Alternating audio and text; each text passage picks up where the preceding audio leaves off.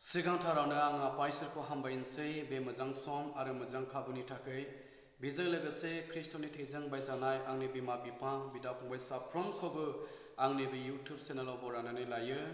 आङो मोनसे गुसुं टेस्टिमनिखौ लानानै नोंथांमोनखौ थुलुंगानो गोसो जादों। बिनि सिगां आं मोनसे इसोरनि रावखौ फरायगोन। गितफोरनि बिलाइ 111 नम्बर सारि फटनाव बेबादि लिरनाय दङ। बियो गावनि आसरित हाबा मावनायफोरखौ गोसोखांहोबाय। फोरबुआ माया आरो अनखांनाय गोनां। इसोरा बे राव फरायनाय आरो खोनासंनाय जों बयखौबो बोर आशीर्बाद लाबोथों। इसोरनि रावनि गेजेरजों जों खोनाबाय इसोरा माया आरो अनखांनाय गोनां। जेब्ला जोङो गुरै गोसोजों इसोरनि खाथियाव फैगोन, जोंनि गासै दुखुमानिखौ जों बिनि सायाव गारगोन, बियो जोंखौ दिनै अनखांगोन। आरो इसोरा नोंनि जिबनखौ, नोंनि न'खरखौ अनखांनो बियो गोबाव खालामथारनाय नङा। थांनाय 2022 मायथाइयाव पासिघाटनि बेबायदि लवार बासकाटा होननाय जायगायाव मोनसे न'खरा गोबां दुखु दाहानि गेजेरजों भुगिनानै दङमोन। बे न'खराव साथाम मानसिफोर दङ, बिमा बिफा दङ आरो सासेल' फिसाजो दङ। जेब्ला बिफाया थैनानै थांबाय, बिफा थैनायनि उनाव बिनि सासेल' फिसाजो जायनि नामा दुलमुनि तामां, बियो गोबां बेमारि जाबाय। आरो दिनै बिमाया गोबां दुखु दाहाजों बियो बुंफबनो गोनां जाबाय। मास मोनसे सिगां बिनि बिसाया थैनानै थांबाय आरो बिनि सासेल' फिसाजोआबो गोबां बेमाराव भुगिनानै दङ। बिनिखायनो गोबां गेब्लेनाय गोसो, गिलिनाय गोसोजों बियो दिनै थानो गोनां जाबाय। दा बिनिखायनो बे बिमाया गावनि फिसाजोखौ सोखाजानो मोननाय बादि, गोख्रों देहाखौ मोननाय बादि डक्टरफोरनियाव, अजाफोरनियाव बियो थांदोंमोन आरो गासैबो दिनै फैमाल जालांदों। आरो जोबनायाव बिखौ पासिघाटनि गिदिर मोनसे जेनेरेल हस्पिटालाव बिखौ लांनाय जादों। आरो बेयावबो डक्टर नार्सफ्रा बिखौ बुंबाय, नोंसोरो न'आव लांनो हासिगोन, खारन जेबो ट्रिटमेन्ट दिनै गैलिया। जेब्ला डक्टर नार्सफ्रा जेबो खालामनो हालिया, नोंसोरो न'आव लांफैनो हासिगोन, बे बाथ्राखौ खोनादों, अब्ला बिनि बिमाया गिलिर गोसोखौ लानानै, निरासा गोसोखौ लानानै बियो गावनि न'आव लानानै फैफिनदों। बियो नुबाय डक्टरफ्रा, नार्सफ्रा बेखौ सारेन्डार खालामबाय, रावबो जेबो खालामनो हालिया, जेबो दिनै जाबावनाय नंलिया। बियो निरासा जादों। जेब्ला गासैनिफ्रायबो बिनि आसाया जोबनानै थांदों, निरासा जादों, बे समाव बे बिमाया जिसु ख्रीष्टनि अननायखौ बे दिनै गोसोखांदों। आरो जिसु ख्रीष्टनि अननायखौ गोसोखांनानै जिसु ख्रीष्टनि मुङाव प्रार्थना मदद लानो हानाय बादि बियो आंनिसिम खबर हरदों।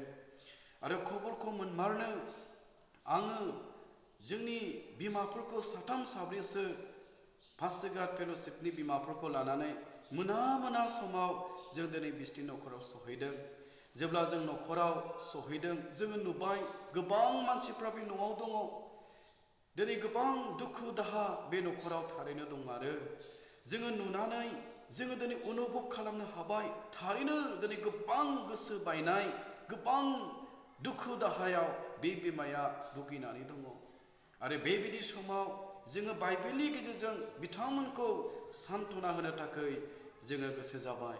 आरो जों जिसु ख्रीष्टनि सोमोन्दो जों बेनो खोन्थाबाय। आरो जिसु ख्रीष्टनि सोमोन्दो खोन्थानानै जोङो बुंबाय, नोङो जिसु ख्रीष्टनि सायाव फोथायनायखौ दोनोब्ला जिसु ख्रीष्टआ नोंनि फिसाजो, जाय डक्टरफ्रा बेखौ सारेन्डार खालामबाय, अजाफ्रा बेखौ हालिया होननानै बुंबाय, बेबायदि थैनाय बादि बेगेंजों बिगुरजों जानाय, रानथाब खुथाब जानाय, जानो लोंनो हायै, बेबायदि नोंनि फिसाजोखौ इसोरा दिनै फोथांनो हागौ। जों इसोरनि बाथ्राखौ बुंनायनि उनाव जोङो लोगोसेयै बे न'खरनि थाखाय आरो बे दुलमुनि तामांनि थाखाय जोङो प्रार्थना खालामदों। प्रार्थना खालामनायनि उनाव जोङो गिलाससे दै, जों बे दैखौ लानानै प्रार्थना खालामखानाय बे दैखौ दुलमुनि तामांनि खुगाखौ एरखावनानै जोङो सामसजों बे प्रार्थना खालामजानाय दैखौ जों दुलमुनि तामांनो जों जिसुनि मुङाव जों दौदों। आरो इसोरा थारैनो गावनि अननाय गावनि दयाखौ बे दुलमुनि थामां आरो बिनि बिमानि सायाव इसोरा दिनै लाबोदोंमोन। माखासे दिनफोरनि उनाव इसोरा बेखौ कमप्लिट बेखौ सोखायासै। मोजां देहाखौ इसोरा दिनै होफिनासै। बायनाय गोसोखौ इसोरा दिनै बेबायदि आसाजों सुफुंनानै होआसै। बायनाय न'खरखौ, सान्थि गैयै न'खरखौ इसोरा दिनै सान्थिजों सुफुंनानै होआसै। आरो दिनै गोख्रों देहाखौ लानानै इसोरनि अननायजों दुलमुनि आरो बिनि बिमाया मोजाङैनो थांनानै दङ। बेनिखायनो इसोरा बाख्नायजाथों। दिनै रावबो बे दुलमुनि थामांखौ नायनानै बेबायदि फोथायनो गोब्राब जागोन मोनसे समाव बे दिनै दुलमुनि थामाङा थैनाय बादि अबस्थायाव दङमोन। डक्टर नार्सफ्रा, अजाफ्रा बेखौ सारेन्डार खालामबायमोन। जिसु ख्रिस्ट'आ बेखौ दिनै मोजां खालामबाय। गोबां मानसिफ्रा फोथायनो गोब्राब जानो हागौ, नाथाय नोंथांमोनखौ आं दिनै थुलुंगानो लुबैदों।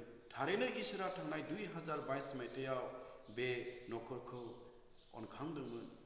बे न'खरखौ इसोरा दिनै हेफाजाब होदोंमोन।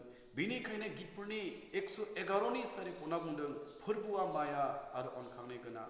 दिनै बे इसोरनियाव जायहा गिलिनाय गोसोखौ लानानै दुखु दाहानि गेजेरजों जिसु ख्रिस्ट'नि खाथियाव फैगोन, बे जिसु ख्रिस्ट'आ गावनि अननायखौ होनो थाखाय गोबाव खालामथारनाय नङा।